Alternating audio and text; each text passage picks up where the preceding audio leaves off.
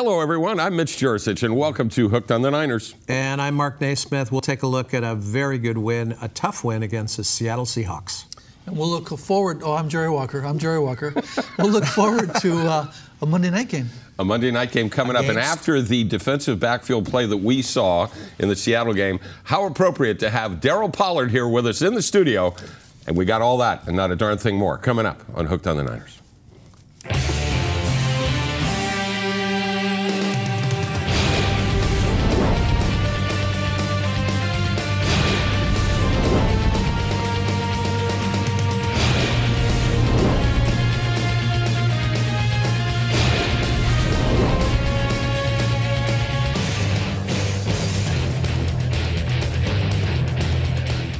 Hooked on the Niners is brought to you by Bay 101 Casino, located at 1801 Bering Drive in San Jose. They can be reached at 408-451-8888 or on the web at bay101.com. Since 1994, Bay 101 Casino. Badges Cafe. Badges Cafe is located in the heart of Mountain View at 2423 Old Middlefield Way. You can reach Badges Cafe at 650-967-7477 or on the web at www.badges.com. Go Niners! College Plaza Shell. College Plaza Shell, located at 1400 West Hillsdale Boulevard in San Mateo, providing automotive service since 1987. You can reach College Plaza Shell at 650-573-7959. That's 650-573-7959. Psst. Hey, need some video work done? We can do that. We do all that video stuff. We can even put your video on that internet thingy. At Peninsula TV, we do full-blown in-studio production, talk shows, performances, speeches, anything. Remote multi-camera production, on location, at your event. And for the budget-minded, single camcorder production in high definition. We'll take your video project from first idea to finished product. For more info, contact Peninsula TV.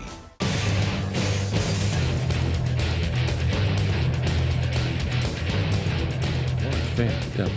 All right, welcome back to Hooked on the Niners. And before we start talking about the game, we got to stop with the young, good-looking guests. Okay, it doesn't do us any good, Jerry. Okay, Darryl Pollard comes back, our old pal, and as I said, how appropriate that you stopped by with the defensive back play that we saw. Well, maybe we'll get that a little bit later in the show. But did this remind you guys a lot of the 49er games against the New Orleans Saints, especially down in New Orleans? Man, this was rock'em sock'em, huh? Yeah, battle royale. The first half was just sputtering and unstarting and kind of hands on the face, and they really cinched up their belt in the second half and played a good game. Still a tough victory, but right on the back of Frank Gore. What a splendid game he had, and kudos to him and the offensive line. That's what won the game for him. Yeah, and the hard hitting was just reminiscent of the old days, boy. You could feel it. I actually was not there in person, but you could feel it through television. Right. You could boom, boom. Yeah. And Frank Gore, yeah, what a game he had. 131 yards rushing and then receiving to 51. Yeah. Now here's the expert task. Were there any wide receivers in that game last night? Did they just pull them off the field? Well, it was kind of interesting because you started with Crabtree with a nice little catch and turned it into had a little extra on top of, which we normally don't see from him. Normally, first hit pretty much takes him down. It really wasn't a passing game. It kind of surprises me because when we look at it, you know, it seems like Jim is still trying to set up the run through pass, and we all know that this is a run team that sets the pass up from running. Yep. So I'm a little confused or a little baffled on some of the play calling and how things were happening last night. And this is, talk about baffling. You know, we're always talking about why aren't they getting the ball more to Randy Moss, and I was saying to you before we came on the air, I don't understand why they don't throw 15 times a game to Kyle Williams.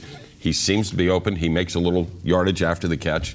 He's a great player, and I don't quite understand the offense. I think that's because you're defensive-minded and the offense is trying. No, I don't know anything about defense I'm not sure either. But a victory is a victory. A win is a win, and it was a good win. Yeah. And they did pass when they needed to. Mm-hmm. But the way Frank was running, the way that line was opening up holes for him, it's almost like wide pass. 3 of the last 4 opponents the 49ers have played haven't gotten in the end zone. save the New York Giants, obviously. So the 3-3-6. I mean, it seems like this is going to be a typical 49er win. Yeah, I would think so. Just grind them up. And I think the other thing we saw last night, be interested in everyone's comments, is Seattle has assembled a very good football team. Yeah. I think that was clear last night. I mean, they dropped some balls last night that had they caught, that game might have gone a little bit different way. And Wilson is incredibly poised for a young guy. He doesn't look rattled. He doesn't look nervous. He looks like he knows what he's doing. Obviously making some mistakes as a young guy, but I think he's the real deal. And Lynn showed up. He's a tough guy. Boy, how about him? Was he running into people? Oof. And that young defense is fast and good. So this is a team that's going to be reckoned with in the future. I hope Marshawn Lynch takes some old pills here pretty quick and just let's get him, move him out to pasture. I heard coming in on the radio, somebody was saying that what Seattle did going in is they just said, we're going to take away Vernon Davis.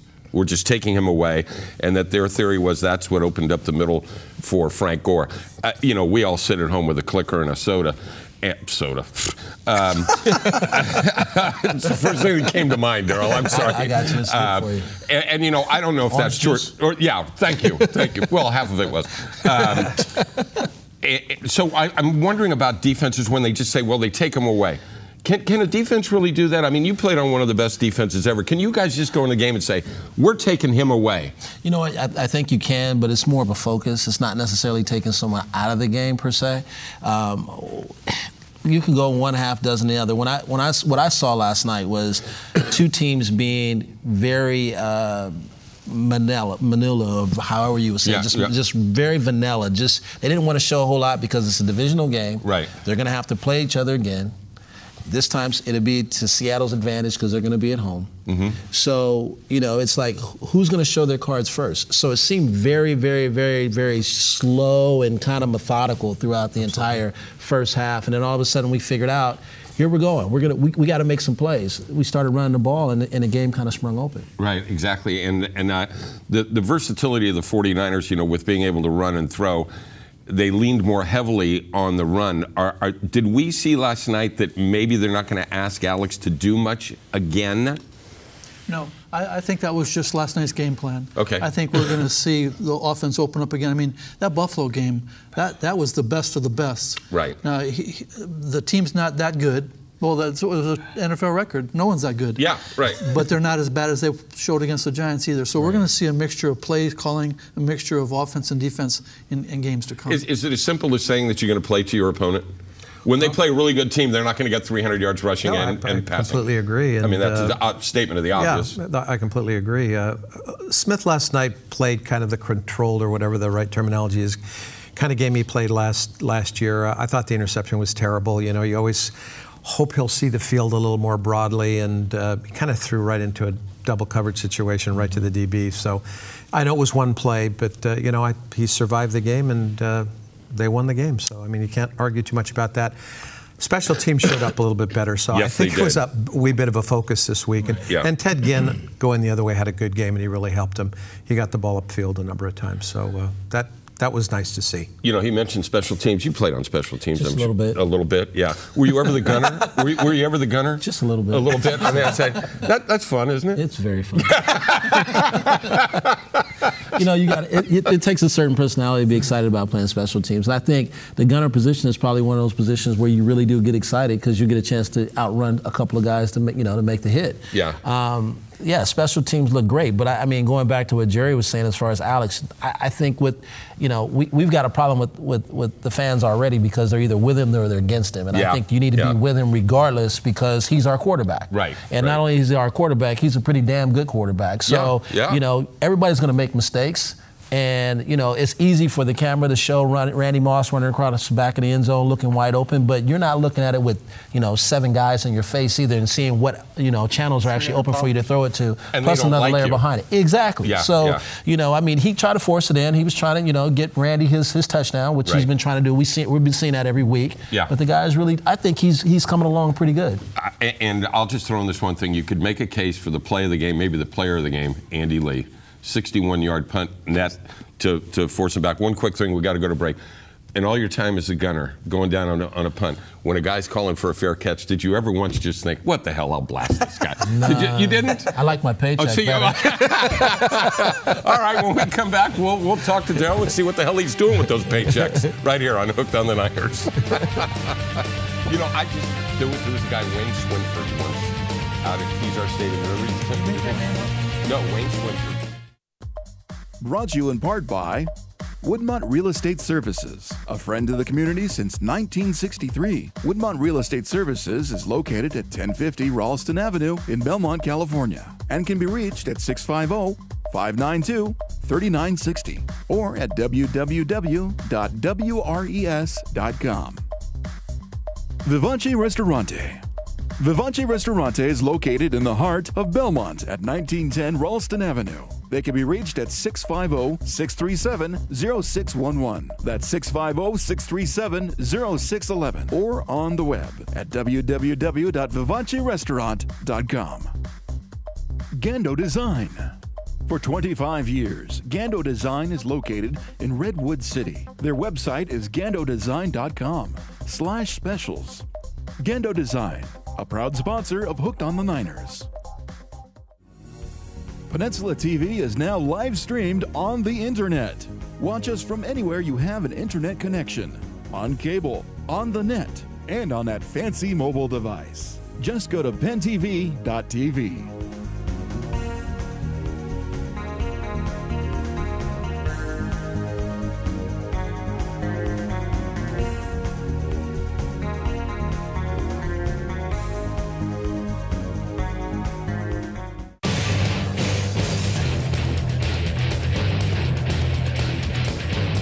Welcome back to Hooked on the Niners. Okay, I think we all agree, hands in the middle, great game against Seattle.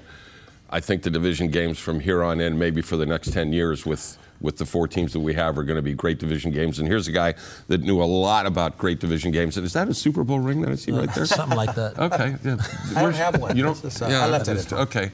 Well, we're balancing the tables. Yeah, absolutely. Pretty amazing. When you got here, we talked a little bit about how there seems to be a trend in the NFL now that you get the really big defensive backs, the 6'4", 210 guys that can run, or the itty-bitty ones, not you, you're in between, that, you know, the 5'9", the 5'10s that can jump through a gymnasium and catch a cheetah.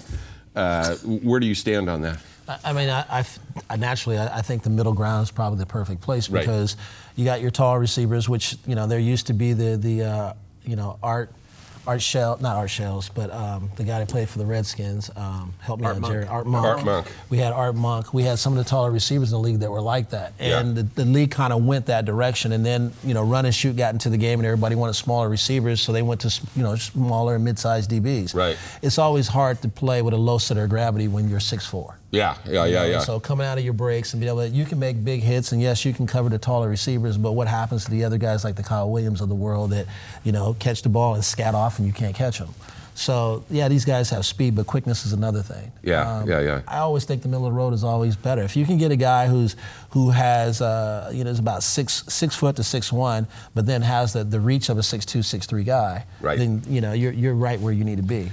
And it's still a game, Jerry, you were around it for many years. Speed kills. Oh, man. Speed, yeah, you can't coach speed. You can't teach speed. Right, absolutely. And it seems like Carroll likes, I mean, even from his USC days, likes the bigger DBs. And this foursome they've assembled is a bunch of tough guys. I mean, their safeties, Chancellor and Earl Thomas, are just, they're assassins like the 49ers safeties, and they hit very hard. So, and then Richard Sherman from good old Stanford U played a tough game. He was roughing up people. So absolutely. That's definitely going to be their MO. What was it like when you came into the NFL, Weber State?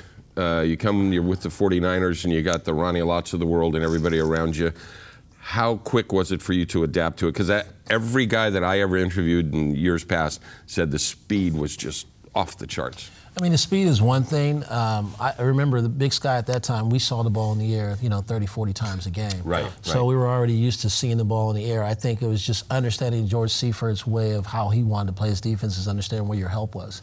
One of the big contributions to that was having Ray Rhodes saying, okay, we're going to put the linebackers and the DBs in the same room and watch film.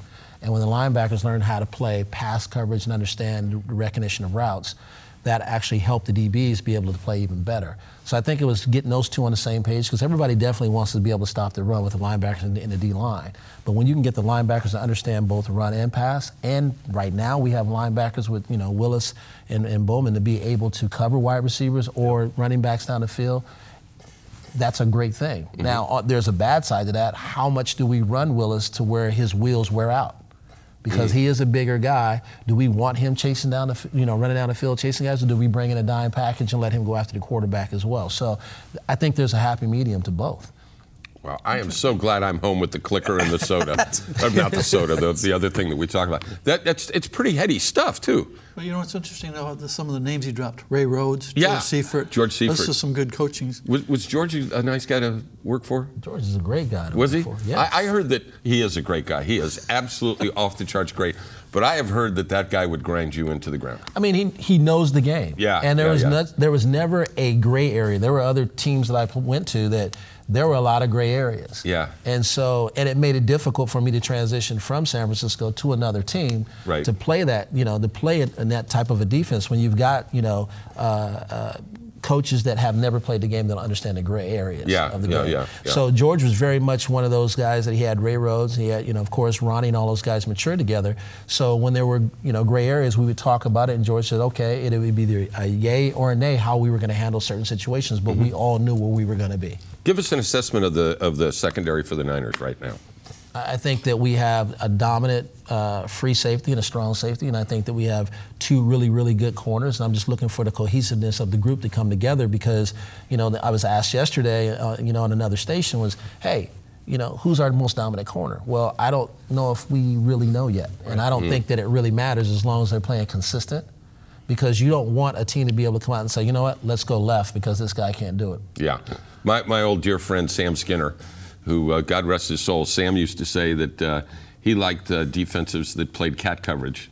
You cover that cat, I'll cover that cat. You know what I mean? And that's what it's kind of getting to be. I mean, how many teams have 5 wide receiver packages? I mean, they all do. Yeah, absolutely. And you get 5 on the field, there's not much help back there, is there? No, I mean, you get 5 guys on the field as far as on the receiving corps, is that what you're saying? Yeah. Yeah, I mean, when you bring out 5 guys, well, number one, the other team that's bringing out those 5 guys, they better be, legitimate wide receivers or be able to be like a Ricky Waters or a Hunter, those guys that can get down the field and show those attributes from a running back position.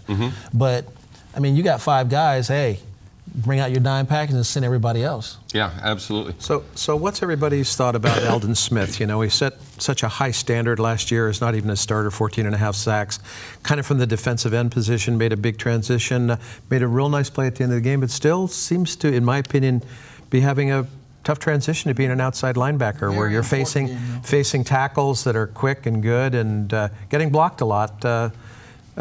Tall, athletic guy. What are you seeing? Well, I mean, he's got to mature through that. And as a defensive end, he may have to put on a few more pounds because he is taking a little bit more. Oh, I can help him. Yeah, you're going to help him. You want to give me, here's just my number. Just give this to him. No, I mean, when you take a guy out of his position, he's learning his way because that was a natural position for him where he was prior. So this is going to be all new for him. Quite good at it, by the way. And the better you do, the bigger your target, so the more coverage you're going to get, more blockers you're going to face. Right, absolutely. And they're going to bring more guys to you. Yeah, absolutely. But talk about the pressure. We hear it all the time, and it's a cliche. You're out on an island on your own. Okay. I mean, talk a little bit about that. When you mentioned Art Monk or I can't think of any of the other. Somebody like that. Now you're looking across and you're saying to yourself, my God, I am here with this guy alone. What goes through your mind? You don't.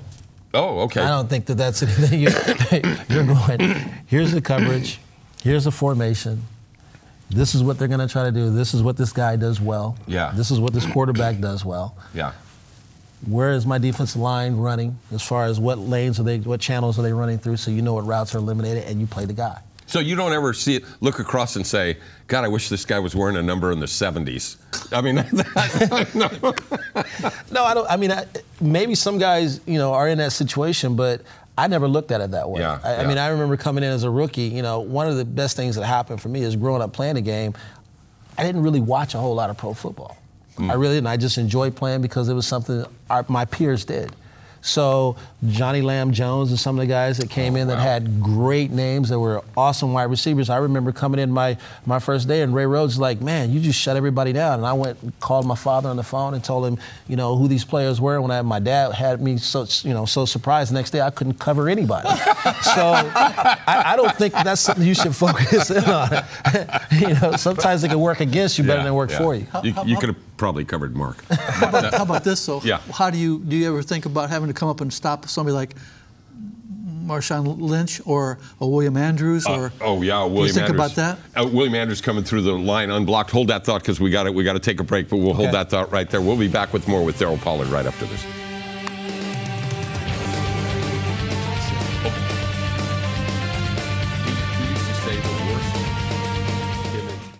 Hooked on the Niners is brought to you in part by Old County Custom Framing, located at 1339 Old County Road in Belmont. You can reach Old County Custom Framing at 650-596-2767. That's 650-596-2767. Go Niners! California Catering Company of San Mateo, proudly serving our community at 233 West 20th Avenue in San Mateo. California Catering can be reached at 650-345-4811, extension 1.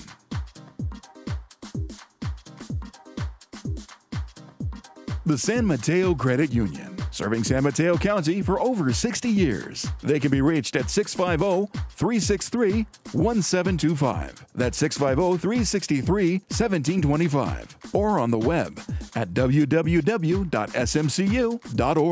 San Mateo Credit Union.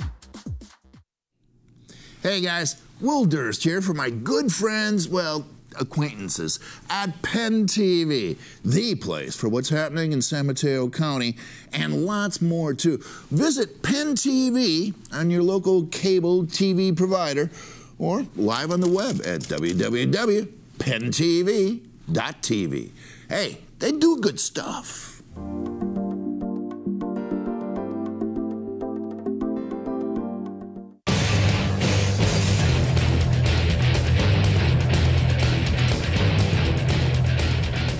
I know you were. I'm thinking about that. Okay, welcome back to Hooked on the Niners. You're missing the best part of the show. We'll try to clue you in here. We left saying, to paraphrase, Dwight Hicks said that one of his worst nightmares was the offensive line opens up a hole for the running back, William Andrews, and he's coming at him with a full head of steam, untouched. Right. And I was going to say that luckily, corners don't have to worry about that, because we're coming off the edges. And when you're coming off the edges, you've got some inside help and others are coming. So you either spill it. It just depends. You got to figure out, looking at film, where not to hit a certain player. Yeah. It's like, Eric Dickerson. You're going to have to go get the stiff arm because you don't want to mess around with his legs. Well, but the alternative is on the corner. He gets the Mike Upati coming around the corner. I don't think he's really nice during the game. Well, most of those guys aren't when they come around the corner. Right. But they're probably looking for bigger guys than us anyway, so they're usually not really looking for us. So there's ways of getting them down. Speaking of the line, it was nice to see Staley out there. I was a little unexpected, that really mitigated a problem we thought we'd have. And the line played very well last night, including Alex Boone. Boy, I think he's really maturing at that position. He knocked a lot of people down. Right. He's so big. Oh. Holy moly. Before we get to, there'll be a bye, and then we come back with a game against Arizona on a Monday night. We'll talk about that in just a second. But let's just, for a few minutes, coaching football? Helping out over at James Logan High School. At James Logan High School. And how's that going, high school kids? You know what? It's fun. How many of you wanted to strangle? Come on, bottom line.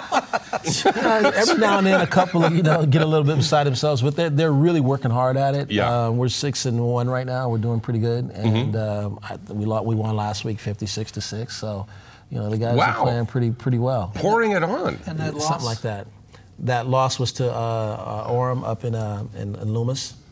And Delaware, and it was a very, very close game. We lost in overtime. And Logan, you were mentioning before the show, and not to tell tales out of school, kind of hard filling a full football roster, even with 5,000 kids in that school. Yeah, I mean, we're brought up this week. We brought up a couple of JV players. Wow. And the reason for that is we've had some injuries. Yeah. But to really backfill and get talent, I mean, we're playing around with like 35, 37 guys. Do you see that more kids are going to things like soccer and other sports, you know, basketball, baseball, golf, that sort of stuff, or are kids just not interested in sports anymore, and they're interested in, you know? I think there's a contribution to it in many different aspects. Yes, there's kids that parents don't want them to play contact sports. We have that for sure, but then we also have, this is an age where kids don't go outside and play.